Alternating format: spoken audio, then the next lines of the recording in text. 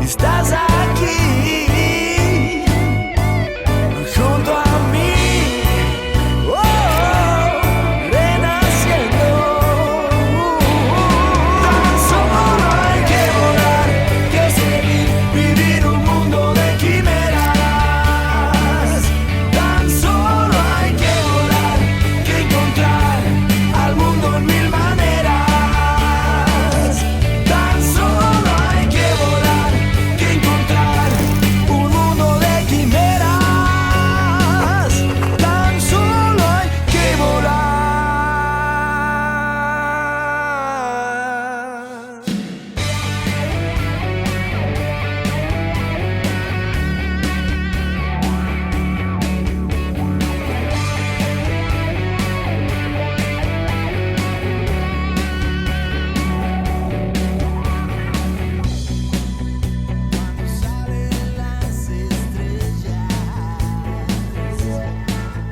Mis queridos amigos, yo les quiero dar una muy cordial bienvenida a este primerísimo programa aquí en La Vizcacha Urbana. Soy Juan Carlos Barrero y a partir de hoy los voy a estar acompañando cada domingo a las 6 de la tarde por Amitel TV.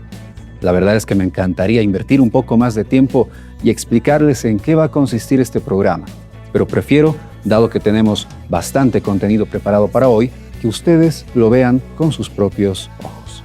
El programa de hoy está dedicado a la figura de Mariano Baptista Gumucio, que falleció hace aproximadamente un mes y medio. Nació en Cochabamba en 1933. Fue historiador, ensayista, periodista, abogado y uno de los más importantes divulgadores de la cultura boliviana en el siglo XX. Fue ministro consejero de las embajadas de Bolivia en Inglaterra, ministro de Educación y Cultura en los gobiernos de Obando, Walter Guevara y Jaime Paz Zamora. Posteriormente fue también embajador de Bolivia en Estados Unidos. Presidió la Academia Boliviana de la Lengua, dirigió el diario Última Hora y produjo recordados programas culturales en la televisión pública. Fue también impulsor y gestor de museos y repositorios en distintos departamentos del país, emprendimientos muchas veces realizados sin apoyo estatal. Su extensa obra escrita, más de 60 títulos, refleja una incansable vocación por recuperar, ordenar y hacer accesible el legado cultural de nuestro país. Entre sus publicaciones destacan Revolución y Universidad en Bolivia, La cultura que heredamos, Historia gráfica de Bolivia, Franz Tamayo, El pensador y Bolivianos sin hado propicio. Y es precisamente porque la figura de Mariano ha sido de gran relevancia no solamente para el país, sino también para quien les habla, que hemos dedicado este primer segmento del programa a hacerle una suerte de homenaje, a conversar junto a Óscar Córdoba acerca de su obra, su trayectoria y la importancia que tiene Mariano Baptista Gumucio para el país. Nos encontramos con Óscar Córdoba Sánchez, él es fundador del colectivo cultural Nexos, también del voluntariado Hemeroteca Paceña, es coleccionista de textos y compartimos con él una afición particular por un personaje sumamente importante para nuestra historia. Es Mariano Baptista Gumucio. Vamos a conversar con él acerca de este personaje. ¿Cómo te encuentras, Óscar? Estimado Juan Carlos, muy buenas tardes. Para esta ocasión es fundamental hablar de un personaje, un gestor cultural boliviano, así a pie, escritorio, que tuvo una trascendencia genial y más que todo en sus libros, que es Mariano Baptista. Si tuvieras que presentar a Mariano a una generación que todavía no lo conoce, muchachos de 15, 18 años, ¿cómo lo presentarías? Particularmente a Mariano se lo presentaría no tanto como una persona, ni como un personaje, sino a través de un libro. Los libros son la esencia de todo lo que tenemos para concebir un pasado o un momento particular, ¿no? Entonces Mariano yo lo presentaría como una especie de sus obras más connotadoras, sus obras más famosas, de las cuales a cualquier joven le va a encantar. Por ejemplo, un libro muy conocido es la biografía del Palacio Quemado, que es particularmente la otra historia de Bolivia, o las biografías que realizó, las compilaciones, ¿no? Pero también hay que dar las funciones que hizo por el apoyo pedagógico en diferentes gestiones en el siglo XX, ¿no? Yo lo prestaría más como un libro y con un título. Muchos bolivianos en general no tienen un acceso a libros y La obra de Mariano es particular. ¿Por qué crees que vale la pena hoy leer a Mariano Baptista Gumucio? Wow, Mago particularmente para mí fue una salvación, ya que él era como mi primer encarta de la historia boliviana, porque no solo había una temática, una biografía de un personaje y una situación de una época, sino había una compilación de una temática. Por ejemplo, hay un libro que siempre recuerdo y recomiendo, es Atrevámonos a ser bolivianos, donde conocí la otra cara del gran escritor Carlos Medinaceli Quintana. Entonces, Mariano Bautista tiene esa posibilidad de acompañarlos en una historia con diferentes voces, como compilador, como biógrafo, como redactor, como gestor, a partir de esas voces que vivieron un momento o conocieron un personaje. El caso de las biografías que hacía como de Guzmán de Hojas, o el caso más famoso, aquí un libro muy hermoso sobre la biografía del trágico accidente de José Manuel Pando y el injusto fusilamiento de Alfredo Jáuregui, que igual es una recopilación de hechos a través de la prensa de esa época. Entonces podíamos conocerlo de esa manera, podíamos explorar mucho sobre él. Y en cuanto a libros, compete, todavía no hay una obra que haga antología de su propia obra, porque igual hacía antologías de todo lo que se rescataba, por ejemplo. Pero algo que destaco en este sentido es de que va a llegar y espero se está haciendo promociones para juntar todo lo que el Mago hizo, ¿no? El Mago hizo muchas cosas particularmente a mí me afectó de una manera muy positiva. Es como decir, me picó el insecto, la mordida, me mordió ese bichito de la curiosidad sobre la historia de nuestro país. Y nunca olvidar también que para leer muchos libros y para acompañarlos en un aspecto de una época, un tema, tuvo que leer muchos textos, no solamente libros, sino cartas, relatos, crónicas, prensas de vista, y él hacía sus propias antologías, ¿no? Entonces, más allá de ser un gran promotor o antologador de algunos temas cotidianos o de la historia de nuestro país, también ha sido un gran lector, y creo que también eso se tiene que valorar en el trasfondo de la obra de Mago, más allá de la persona, más allá del personaje de función diplomática o de la función pedagógica, de la función cultural. Para mí es un lector que se puede llegar como un referente para que otros jóvenes que tengan la posibilidad de leer estas cosas puedan también adquirir conocimientos y gustos que a mí particularmente Carlos Medinaceli me encanta.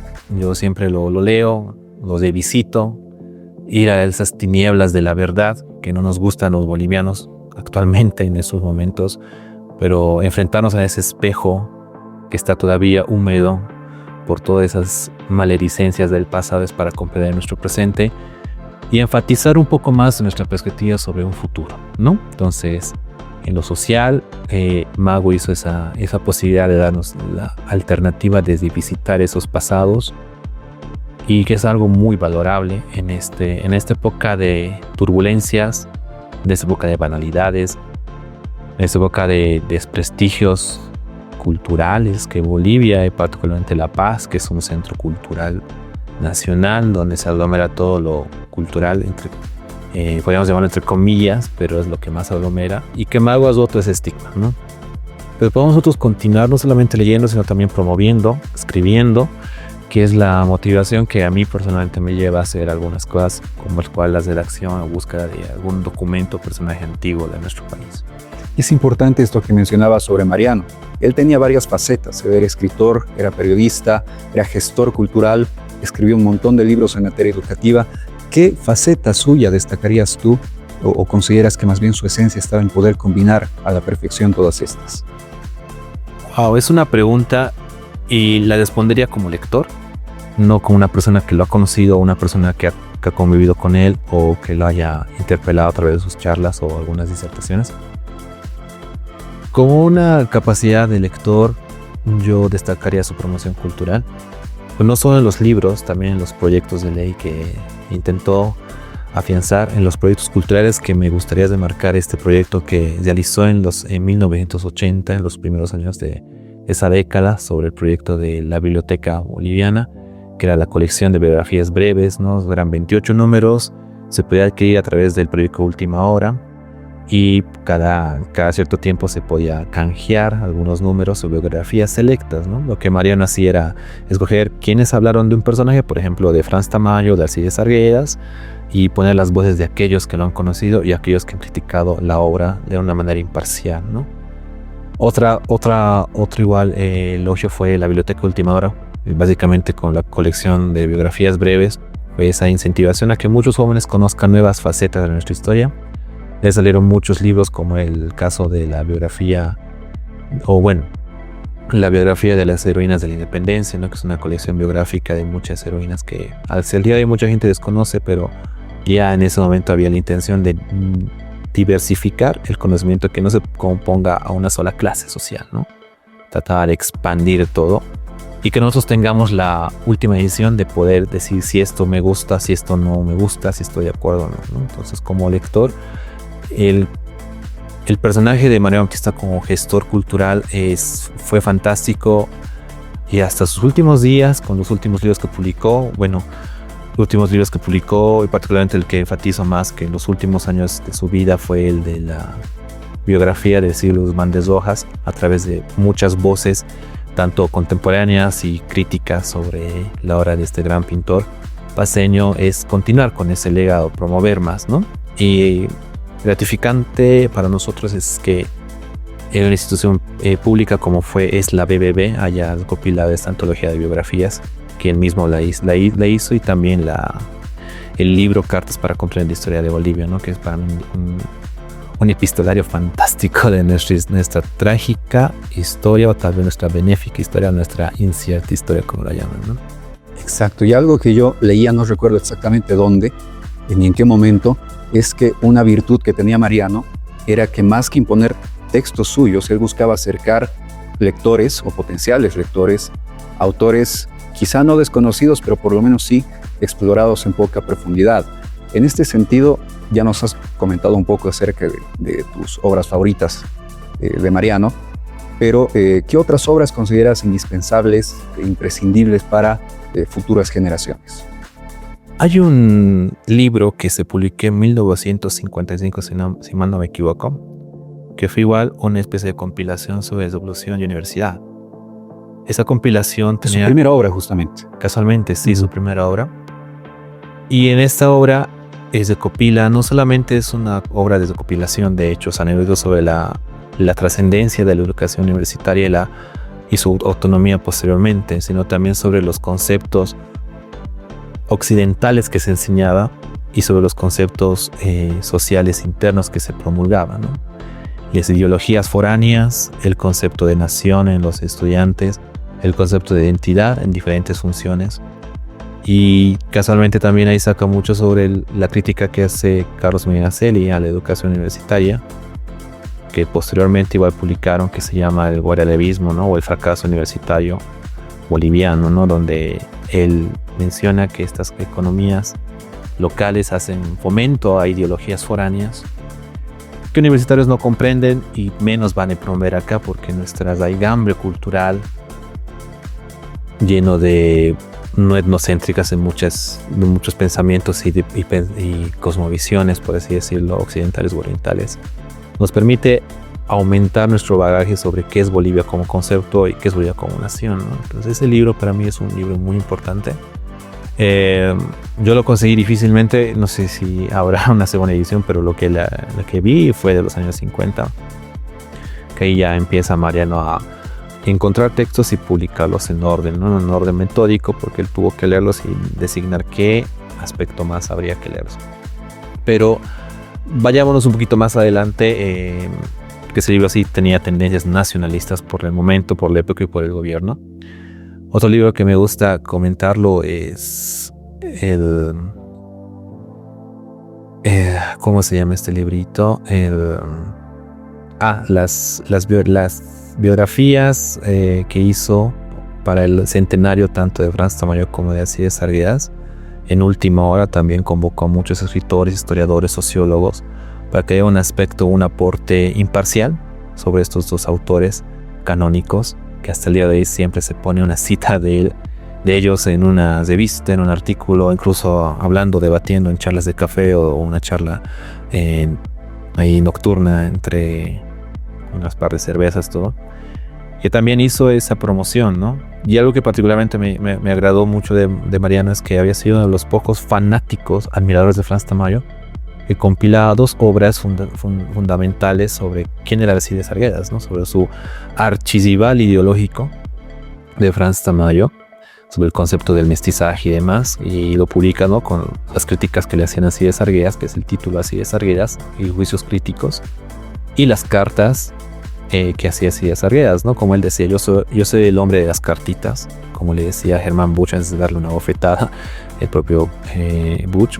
Y básicamente es una persona que, si bien tenía, como cualquier lector, tenía fanatismo o preferencia por algún escritor o autor, siempre daba la posibilidad de dar también esa contra, ¿no? Y promocionar al otro. Me gustaría cerrar con esta pregunta, que más que ver con la obra propia de un autor como lo fue Mariano, tiene que ver con la respuesta que como sociedad nosotros le damos a nuestros escritores. ¿Consideras que como sociedad boliviana nosotros le damos el reconocimiento a estos intelectuales, el reconocimiento que ellos merecen realmente? Particularmente no. Voy a dar una anécdota. El año 2019, en principios de ese año, se descubrió el nicho de Carlos Medinaceli. Un nicho que estaba olvidado desde 1949. Estamos hablando de casi más de 50 años. Un nicho del cual mucha gente ha negado su existencia, ha negado dónde se encontraba. El único que daba los pormenores del funeral y las posteriores congratulaciones que se hacía al escritor fue Mariano, donde él hace una crónica sobre cómo estaba el difunto Carlos Medinaceli en 1949, ¿no? Con un retrato, todo eso, en un espacio tan honorable como fue el Consejo Municipal, en ese momento, el Palacio Consistorial. Posteriormente no se habla dónde se ha enterrado, ¿no? Y lo que pasó después es que la ambición chauvinista de esa época departamental fue que se lo llevaron los restos de Carlos Medinaceli con su mamá, que estaba enterrado, ¿no? Un dato curioso, como Antonio Machado, que estaba enterrado con su mamá en Coyul, Francia. Lo mismo pasaba con Medinaceli con su mamá, ¿no? Mariano Baptista tal vez hay que tratar de recuperarlo. Mucha gente dice, recuperamos a un autor o un escritor leyéndolo. Para mí me parece algo muy trivial esa frase, ¿no? Cuando dicen, lo recordamos siempre cuando lo leamos. Porque no se marca en el hecho de solo un libro de un autor, ¿no? Porque Mariano Baptista, el caso de Mariano Baptista, escribió muchos libros, diferente temática, siempre poniendo en concordancia lo que es Bolivia. Y de alguna otra forma, tal vez, y ojalá no pase con Mariano, que se lo dejen en el rincón del olvido, como dice Jaime Sáenz, ¿no? Con la canción de No le digas. O sea, a la flora que le dejen en el rincón del olvido, a Mariano tampoco, que no se le dejen en el rincón del olvido, porque esa es la única manera de poder contrastar nuestros aspectos y nuestros valores, ¿no? Creo que, como decían Carlos Medinaceli, si no tenemos nada, al menos procuremos tener la razón. Y creo que la razón es esa. La razón es que pongámonos de acuerdo en una simplicidad de ideas del pasado y valorar a nuestros hombres y mujeres que han hecho mucho por nuestro país, que delimitaron no solamente un territorio, sino delimitaron una idea de lo que es Bolivia. Atrevámonos a ser bolivianos es justamente, ¿no?, el título de Sí, de esta obra. Bolivianos. No, gracias, estimado Oscar. Hoy conversamos contigo acerca de Mariano. Ojalá en el futuro podamos conversar acerca de Nexos, la actividad que ustedes desempeñan, por supuesto, hacer pequeños resúmenes de actividades que ustedes puedan realizar. Claro, a ti, Juan Carlos, y cuando gustes, cuando quieras, estamos aquí para charlar, para te interpelar, más que todo reflexionar. Gracias, Mariano. Y aunque Oscar no esté de acuerdo, recordemos a Mariano a través de lo que nos dejó escrito, a través de sus obras, a través de sus compilaciones. No se confundan, me está encantando pasar este tiempo con todos ustedes, pero tenemos que irnos a un pequeño corte. Cuando regresemos, Adrián Nieve nos va a estar presentando la nueva edición de su libro Morbo. No se vayan, ya regresamos. Dame el tiempo que tú quieras, tan solo vivir un mundo de quimeras. Tan solo hay que seguir. Me encuentro con Adrián Nieve. Él es escritor, es amigo además y se dedica también al periodismo. Se presenta como psicólogo renegado y ocioso profesional. Él trabajó en el área cultural de La Razón, Página 7, Avia Yala TV y Bolivia TV, además de conducir programas y producir programas como la revista Gorila, Cinema Trailer y Culturas BTV. En esta oportunidad, él antes de, entiendo, te vas a ir a vivir a Chile, ¿no? Sí, sí, sí. Y ya estamos prontos a eso, sí. Nos está presentando una nueva edición de un texto que ya conocíamos, Morbo, lo pueden ver ustedes en pantalla. Pero primero que nada, Adrián, ¿cómo estás? ¿Cómo te encuentras? Muy bien, gracias. Muy feliz de poder estar en un espacio donde se habla de cultura. Sabemos que ahora los espacios justamente donde se puede escribir y hablar de cultura se han vuelto cada vez más escasos, sobre todo en el periodismo boliviano. Entonces, cuando aparece un esfuerzo que trata de hablar de eso, yo lo aplaudo con todo el alma y realmente te felicito. Previo a tocar en específico el texto, ¿cómo es que llega Adrián Nieve a la escritura? ¿Qué es lo que te animó a escribir en primer lugar? Mira, yo escribo desde que soy guaguita, o sea, desde que tengo 8 años, 7 años. Creo que era un poco como que me gustaba mentir. Siempre me gustó mentir. Mentir me parece que es una de las cosas más divertidas que hay. Entonces, de repente estaba aburrido, me acuerdo, esperando en la oficina de mi papá o esperando algo de mi mamá. Entonces estaba aburrido y no ve que a veces a la guagua le tiras colores y un cuaderno y le dices dibuja y no molestes. Y bueno, creo que hacían lo mismo conmigo, pero en lugar de hacer eso, yo me puse a escribir y a inventarme historias. Pero no lo tomaba tan en serio. Creo que realmente fue a partir de una profesora creo que era segundo básico en el antiguo sistema, que un día nos daba de tarea escribir cuentos. Y a mí se me ocurrió escribir un cuento de un peluche que cobraba vida y ella nos lo hacía leer en el curso. Y claro, después de inventar todo eso, animarme a leer y el comentario que hizo esa profesora como diciendo, che, hay algo ahí, ¿no? Hay algo ahí en lo que acabas de leer, guaguita de creo que 8 años. Y creo que todo eso me gustó. Ya me gustaba mentir. Encima me di cuenta, gracias a esta profesora, Corina Ariague, para quien está dedicado este libro Porcelana, que tal vez escribir era un mundo que podía habitar. Y a partir de eso lo seguí haciendo. Exacto, y la mentira también es un recurso que tú utilizas en tus obras. Recuerdo que es una palabra que se menciona bastante seguido en tu obra Hailey, por ejemplo, que me encantó. Y en particular, tocando ya el texto, ¿cuál ha sido...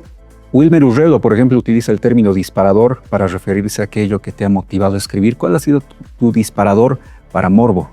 Mira, todos los libros, o sea, bueno, toda mi literatura, y yo creo que en general todos los libros de ficción, pero concentrándome en mí mismo, toda mi literatura parte de mi realidad, de mis verdades. O sea, a mí me encanta mentir, pero creo que la buena literatura está alimentada de verdades. Entonces, por ejemplo, Hailey está basado en una amiga que de verdad se quitó la vida y ella era tal como el personaje del libro. Y Morbo, justamente, al menos la primera parte, las primeras 100 páginas, algo así, es más o menos mi vida en Sucre. Yo me he criado en Sucre, ¿no? He estado ahí durante todo el colegio. Y había una temporada que con un amigo teníamos vamos a decir, una iniciativa comercial donde vendíamos CDs pornográficos a nuestros compañeros en el colegio. Y la cosa se volvió popular. De otros colegios nos compraban, de repente éramos medio famosos con eso. Y ya mi amigo ya estaba como así, queriendo aprovechar, diciendo, ¿y si podemos venderles alcohol y no sé qué cosa? Y yo me acuerdo que en ese punto dije, no, este es mi límite, no, me parece terrible. Me quedo en el borde. Claro, sí, que tampoco es o sea, ya con los años ves y dices, uy, qué mal. Pero claro, quedó como un recuerdo de esa época. Y ya luego con el tiempo me acordaba de esa época, me acordaba de ese suceso y ya con ojos más adultos lo veía de otra manera. y quise revisitarlo. Era una forma de revisitar la Sucre en la que yo fui adolescente, de revisitar mi adolescencia, las verdades que siento que había en mi adolescencia, y también de explorar algo que a mí me intriga mucho, que es la idiosincrasia boliviana, ¿no? Entonces, todo esto lo quise poner en un libro y lo que salió fue Morbo. Si tuvieras que presentar esta obra a un lector que nunca antes te ha leído, obviamente sin revelar demasiado, ¿con qué o en qué términos lo harías?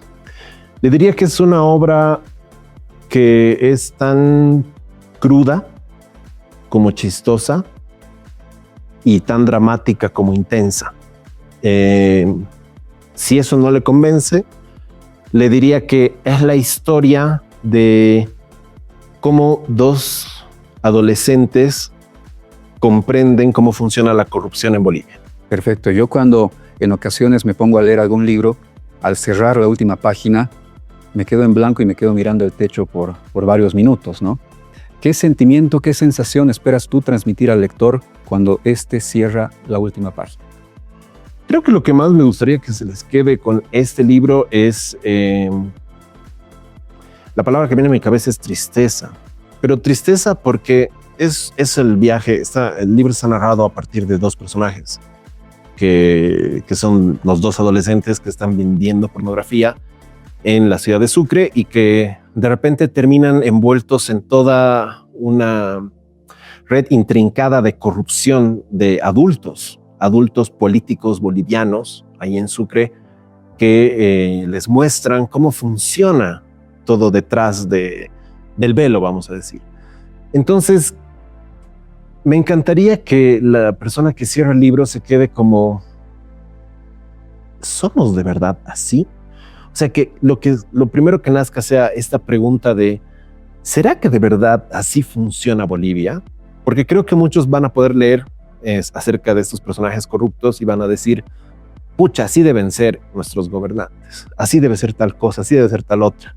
Como, bueno, está un poco amparada en la realidad, se menciona mucho, por ejemplo, de lo que era el MAS en esa época, que es el 2008.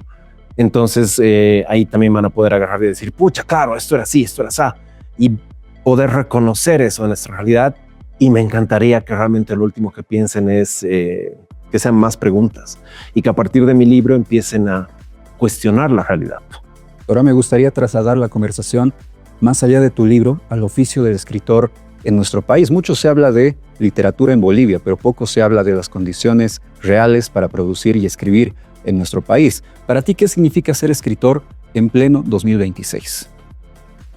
A ver, creo que ser artista ya de por sí es bien difícil en Bolivia, porque, a ver, por un lado, el gobierno no te da mucho apoyo. Ahora, puede haber muchos que te digan, no tienen por qué darle apoyo al gobierno, qué sé yo, siempre puede haber un apoyo privado, lo que sea, ya, todo eso es válido.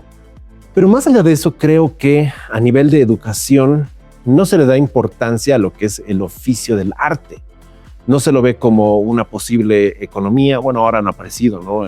Economía naranja y todo eso, pero nunca se le ha dado la importancia de los artistas también merecen un espacio, también merecen que se les pague por lo que hacen.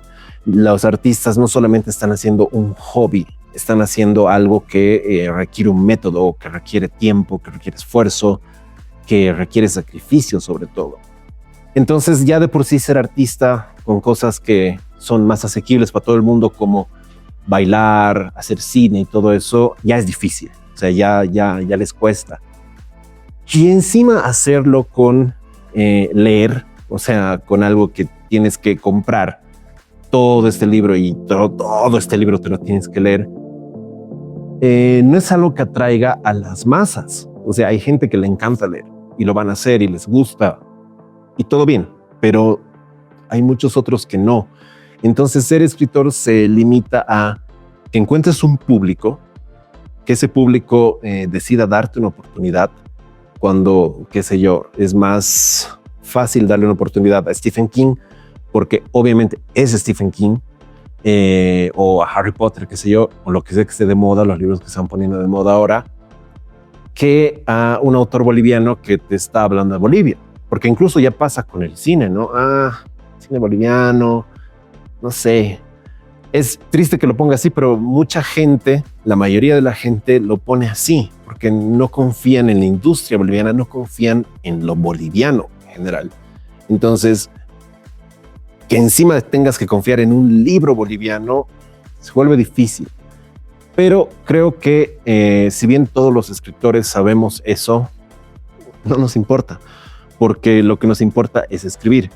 Y terminamos haciendo estos libros. O sea, la editorial en donde estoy, que es Editorial 3600, justamente descubre a muchas de estas voces que son muy interesantes y que, te juro, cada vez que hay feria del libro, entre que me causa fascinación y me da un poco de rabia, que hay un montón de gente que pasa al lado de ellos y no los conoce, ¿no? O sea, que me encantaría que la gente vaya, pase y digan, oh, mira, ahí está Fernanda Verde Soto, ahí está Alan Santos, ahí está Abril Paul, y que realmente sepan quiénes son ellos y el tipo de historias que tienen para compartir.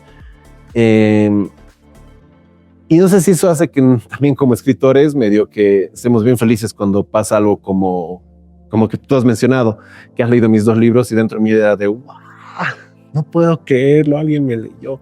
Entonces hay esas pequeñas alegrías, sobre todo cuando alguien se te acerca en las ferias del libro más que nada y te dice, che, he leído tu libro, me ha encantado o lo he odiado, no importa, ¿no? Pero la cosa es que está siendo leído y eso es interesante. Y esto tiene que ver con 2 ideas que quiero destacar. En primer lugar, la labor que hace 3600 de abrir las puertas a nuevos escritores, inclusive que están publicando por primera vez. Y en segundo lugar, que es más que todo una pregunta que te la quiero trasladar a ti, se dice que en Bolivia se escribe más de lo que se lee. ¿Tú compartes esa visión? Estoy seguro que sí. Yo creo que sí, no, definitivamente sí. Se escribe más de lo que se lee porque hay un montón de libros que no son leídos, que ya han sido escritos hace muchos años. Bueno, el público no lo puede ver, pero al otro lado hay una mesa donde hay un montón de libros antiguos que muy pocos han leído. Y cada año salen nuevos libros entre las grandes editoriales como 3600 y editoriales más independientes o autores independientes en realidad que publican un montón de cosas y que algunos van a leer. Bueno, y lo que me interesa también resaltar es el tema de 3600, ¿no? Que en medio de este panorama donde no tienes apoyo, los públicos no necesariamente están interesados en vos, lo que decías, ¿no? Se escribe más de lo que se lee. Agarran a un montón de escritores de ese montón que están escribiendo hartísimo, pero nadie los está leyendo y deciden darles una oportunidad.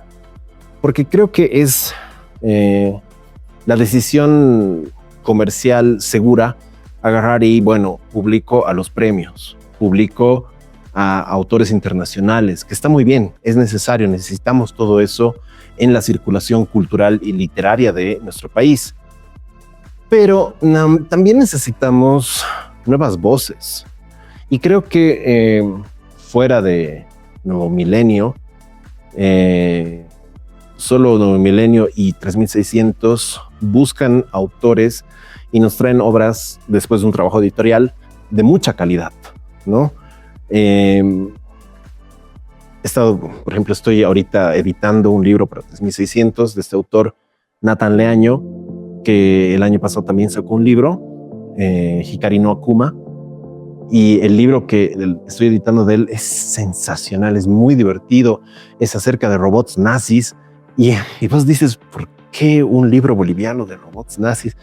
Pero no es un libro boliviano, es un libro realmente de la ciencia ficción norteamericana de los 60s más o menos, pero ha sido escrito por un joven boliviano, y es muy divertido, es muy interesante, y de ahí...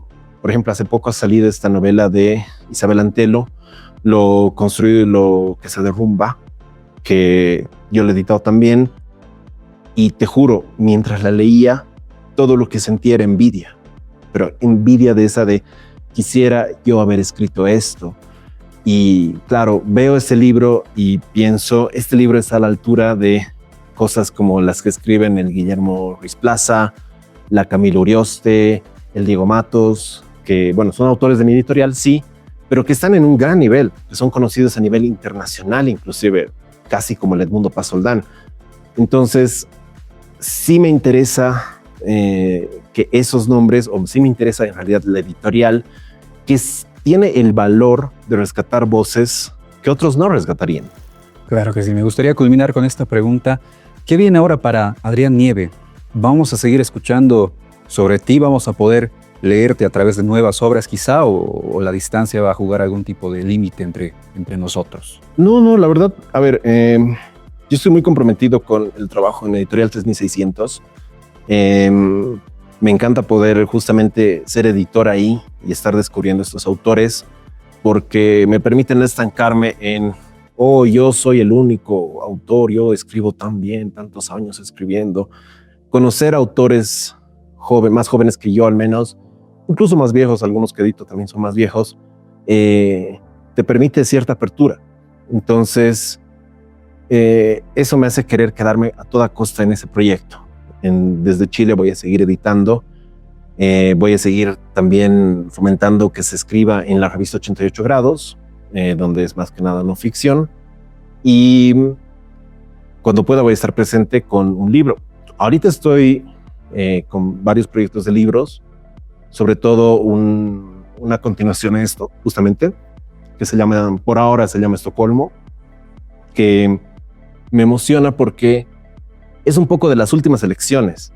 O sea, ya con la trampita de que ya sé en qué acaba, me gustaría hacer una especie de mi propia versión de esas elecciones, mostrando diferentes temas, ¿no?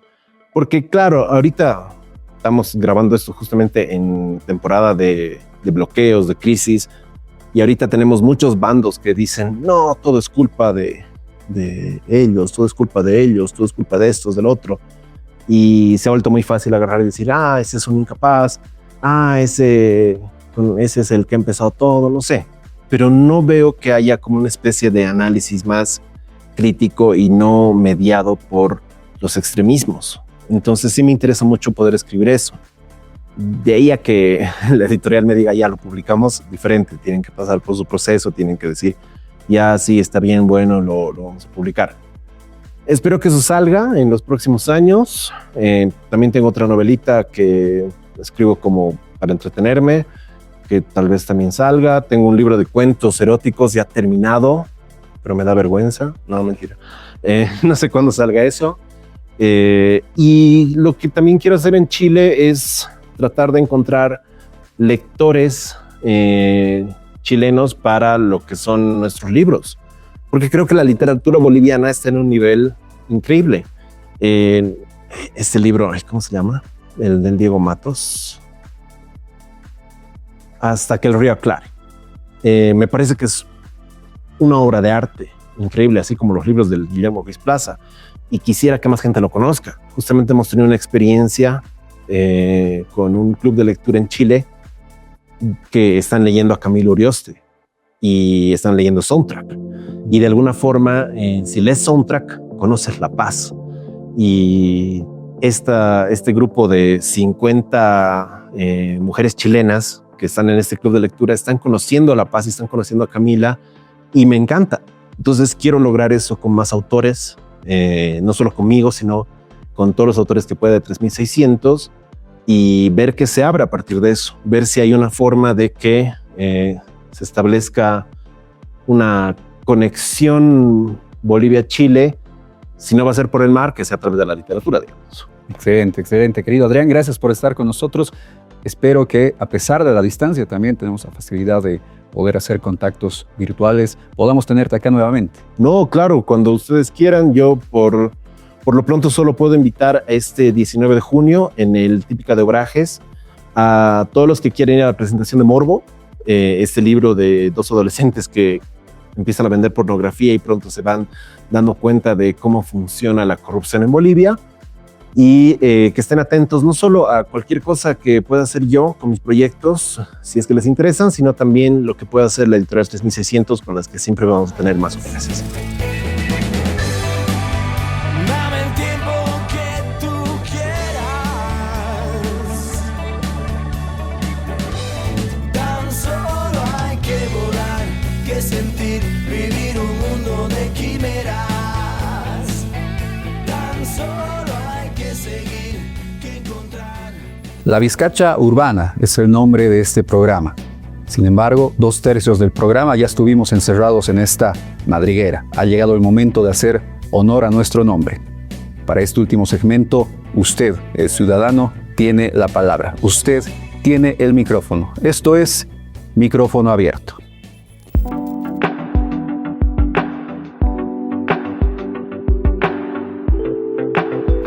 ¿Cuál es su percepción acerca de la situación que estamos atravesando en el país? ¿Usted considera que es una situación viable, sea por la fuerza como están planteando las protestas o quizá por una vía más democrática como un revocatorio, la salida del presidente Rodrigo Paz? Creo que la salida del presidente no es la solución. Sí estamos pasando por una situación muy complicada, la verdad, como en ascuas, ¿no? Porque no sabemos qué va a pasar la semana que viene, es un feriado largo, la gente está preocupada, ni siquiera puede salir de la ciudad porque todo está bloqueado, o sea, es muy compleja la situación. Es que yo no soy de los que consideran que debe dejar el cargo ni renunciar. Siento que si renuncia sería como que demostrarles a esas personas que como que si quieren ellos hacer lo que se les da la gana, se va a hacer lo que se les da la gana. O sea, es como que darles el gusto y considero que eso a futuro no nos va a convenir. Entonces, pero también se me parece como que no está haciendo nada, ubicás, como que no está poniendo mérito, empeño. Siento que a veces como que se está cagando. A veces incluso pienso que es regionalista, porque es como que, no sé, como que los de la paz, que tengan paz, digamos, pero se supone que, o sea, el Estado es quien tiene que hacer respetar nuestros derechos. Y si no toma medidas, es que la paz se va a ir a la verga. O sea, es como que a veces pienso que como que puede llegar incluso a haber una guerra civil entre los que quieren que hayan desbloqueos y tal, y el presidente como que no hace nada, ¿me entiendes? O sea, como que sí, no es como que quiero que renuncie, pero como que sí se ponga la mano al pecho y tome decisiones, porque es el presidente, es quien tiene que hacerlo. Mi pregunta es, ¿qué viene después, no?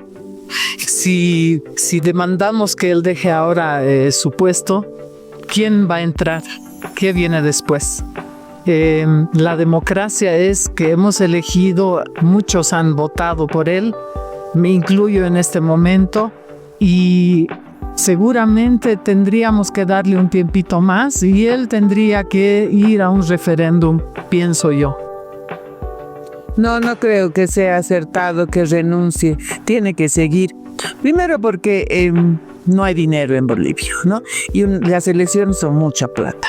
Entonces tiene que seguir, tiene que poner de él y armar un gabinete que trabaje, como él dice, Bolivia. Yo le digo, si Bolivia va a salir adelante va a ser con mucho trabajo. Él tiene que trabajar junto a su gabinete, pero trabajar pensando en todos. Pero entonces, ¿mi país con qué se maneja? ¿Con leyes? Claro, pues claro. ¿No? Se maneja con leyes. Entonces, ¿por qué no aprendemos a respetar aquello? Sea quien sea, si lo vas a cambiar a Rodrigo Paz, el día de mañana va a venir otro. No les va a convenir, entonces otro. Y al final, ¿cómo nos están gobernando? Como si fuésemos un sindicato Bolivia. Bolivia no es un sindicato, es una república que se mantiene y se desarrolla con las leyes que hay en el país. Y si no vamos a exigir que se cumplan las leyes, entonces ¿qué cosa estamos buscando? ¿Qué estamos buscando? Exactamente. Miren, después de varios meses, el presidente y el vicepresidente ayer han logrado sentarse con distintos sectores, conformar una mesa de diálogo juntos. ¿Ustedes consideran que esto es algo positivo a largo plazo? Quizá es algún tipo de medida desesperada. ¿Cómo ven esta situación? Un poco tarde, ¿no? Una medida desesperada porque podían actuar mucho más antes. Estoy totalmente convencida que el gobierno ha cometido muchos errores desde un principio y no ha sabido amortiguar sus errores a tiempo. Ha esperado demasiado y eso va a costa de nosotros, de la población. Sí, creo que, como ella dice, y repito, también estoy de acuerdo, tarde, ¿no? Tarde. Se dice que nunca es tarde, pero esta vez yo pienso que ha sido tarde, principalmente porque ha habido gente que ha fallecido en el camino, en las ambulancias, en los hospitales. Seguramente ha sucedido ya. Tal vez no ha salido a prensa, pero ha debido pasar la falta de oxígeno. Son cosas que deberían haber estado previstas de siempre, ¿no? No esperar al último momento ni hacer esfuerzos, como ellos dicen, para que la gente pueda tener lo básico. Eso no debería ser un esfuerzo, eso debería estar siempre planificado. Entonces, la medida que han tomado, si bien es tarde, ojalá tenga frutos. Y la pérdida económica es pues terrible, ¿no? Tantos negocios que se han cerrado, tantas personas que han perdido sus empleos. Todo eso ya es tan difícil subsanar en poco tiempo, ¿no? No sé si tardío, la verdad es que siento que es complicada la situación en general para ambos puntos, ¿no? Pero el hecho de que haya un diálogo me parece lo mejor, la verdad. Yo siempre he pensado que la solución era como que entrar en un diálogo para que ambas partes se apacigüen, porque digamos, si darles el gusto a los de la COP en este caso, que están haciendo los bloqueos a todas esas personas, y que renuncie el presidente, va a entrar entra el ARA y son 5 años de su mandato, o 4 años si él quiere hasta terminar la gestión. Y yo siento que eso generaría que la otra parte de la población también se moleste, se levante, o sea, que todo iba a terminar mal, o sea, es como que nadie iba a ganar. Entonces el hecho de que haya un diálogo y hablen entre ambas partes me parece lo mejor. El día de ayer se han sentado finalmente el vicepresidente y el presidente a dialogar con distintos sectores, juntos, después de varios meses. ¿Cuál es su visión acerca de eso? ¿Considera que es algo positivo, algo negativo? No, pues es que están esperando que el presidente va a disculpar que meta la plata. ¿Cuál? Que saca las Fuerzas Armadas, ¿para qué? Para que haya muertos. Y después ellos van a ser las víctimas que van a decir qué cosa. Nosotros los pobres nos están matando. Es de la derecha, es de la izquierda. Joven, en mi país antes gobernaba la derecha. Y todo el mundo luchaba contra la derecha, que se lo lleva la plata, que la izquierda ha subido la izquierda. ¿Qué han hecho la izquierda? Lo han hecho peor. Entonces ahora, ¿por quién vamos a votar? ¿Con la derecha o por la izquierda? ¿Por quién vamos a votar? Y eso ustedes no están razonando. Al menos ustedes que son periodistas, para que orienten a la gente, se den cuenta, bueno, finalmente, que Bolivia es una república donde hay gente que también piensa.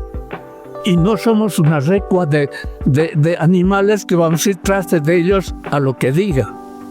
Dicen que están luchando por los pobres, pero habría que preguntarles cuáles pobres. ¿O es el pobre de su bolsillo? Bueno, no sé. Ojalá es un desafío para ustedes, como jóvenes que son. Es que han habido tantas reuniones, tantas conferencias de prensa que dicen una cosa y después no pasa nada. Entonces es como que la gente ha perdido la fe en el gobierno y nos sentimos desprotegidos, la verdad. Perfecto. ¿Usted considera que esto se va a llegar a solucionar de manera pronta o considera que vamos a tener que empujar un poco más todos estos esfuerzos que estamos haciendo como población paceña?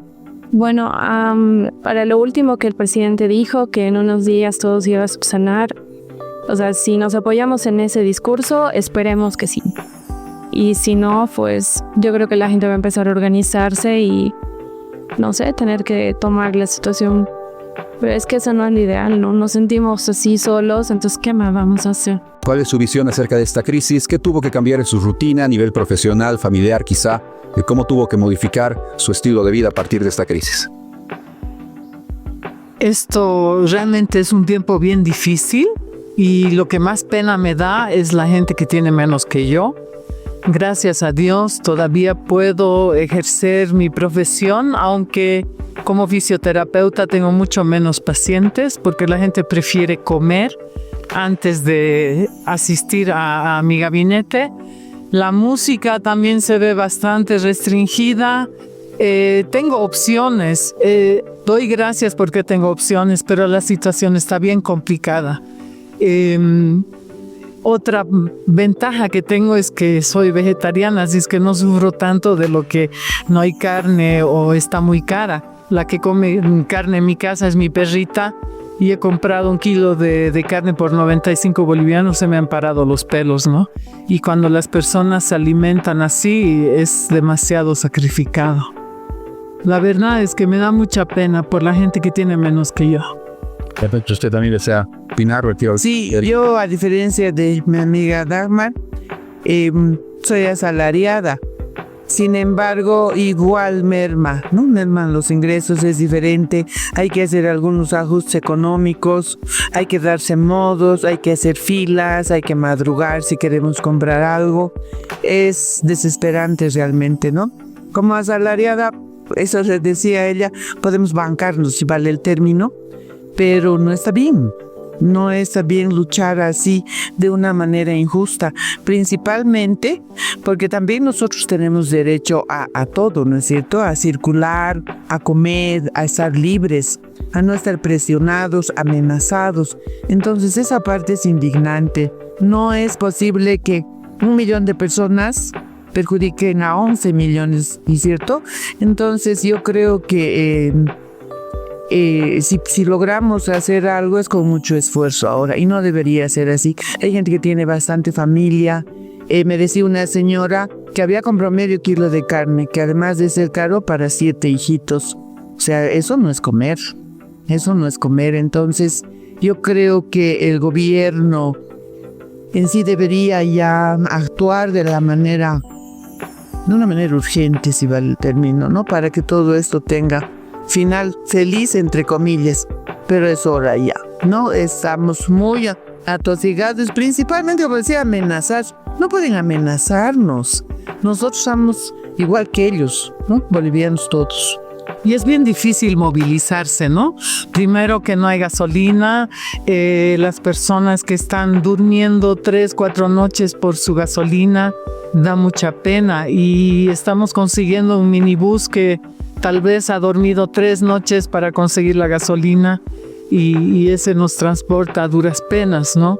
Todas esas son cosas que no deberían ser. Es un recorte muy fuerte a nuestra libertad personal. ¿Qué más ha tenido que cambiar dentro de tu vida en medio de esta crisis? Tu alimentación, quizá a nivel familiar, ¿qué ha cambiado? Sí, la verdad es que sí, y no solamente considero que en la mía, sino que en la mayoría de los que vivimos aquí en La Paz, el hecho de que no lleguen muchos productos afecta en nuestra estabilidad. Ya, por ejemplo, yo hace tiempo que no como pollo y otras comidas que no están llegando. Bueno, la parte laboral obviamente porque no hay eventos, obviamente está todo frenado en lo que hago, un trabajo en negocio que tengo. En la parte de alimentaria, la verdad me he tenido que inventar de todo, hacer un poco de cocina, un poco como que quitar todas las carnes, utilizar carne de soya y otras cosas. O sea, sí se puede, pero es complicado, ¿no? ¿Estado de excepción, sí o no? Sí. Es una lástima, porque 20 años que nos han gobernado nos han hecho retroceder, pero 100 años. A usted mismo, si lo saludo, yo le voy a decir buenas tardes. ¿Usted qué va a contestar? Hola. ¿Qué le voy a oler? ¿Qué le voy a oler, ve? Entonces, cosa seria es que hasta en educación estamos a 100 años atrasados y todavía quieren seguir gobernándonos de esa forma. ¿A dónde hemos llegado los bolivianos? Y usted es joven. Ojalá se dé cuenta y que tenemos que agarrar de Bolivia, tenemos que volverlo a reconstruir para que haga. Ahora, a su jefe de la COP estaba con orden de aprehensión. Quiere que lo suspendan, pero con condición. ¿Cuál condición? Que pague todos estos daños que está haciendo a La Paz.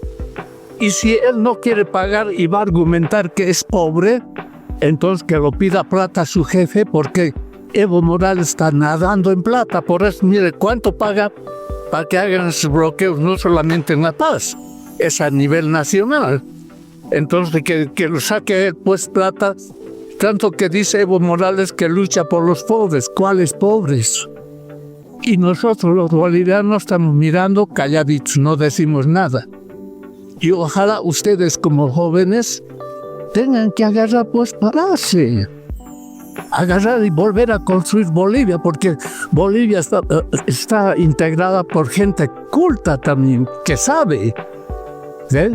Y ojalá ustedes tengan que hacer, es el desafío para ustedes como jóvenes.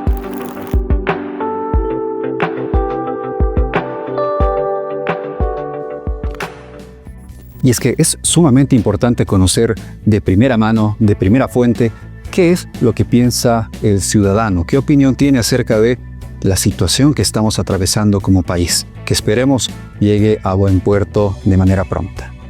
Nos hemos quedado sin tiempo, lastimosamente nos tendremos que reencontrar la siguiente semana, el próximo domingo a las 6 de la tarde. Quiero agradecer profundamente el apoyo que me brindaron Michelle, Joao y Alejandra en el desarrollo de este primer programa. Nos encontramos la próxima semana. Soy Juan Carlos Barrero, te pido que, en caso de que tengas alguna duda, crítica constructiva o cualquier tipo de comentario, me lo hagas llegar a través de mi cuenta de Instagram. Nos vemos la próxima semana.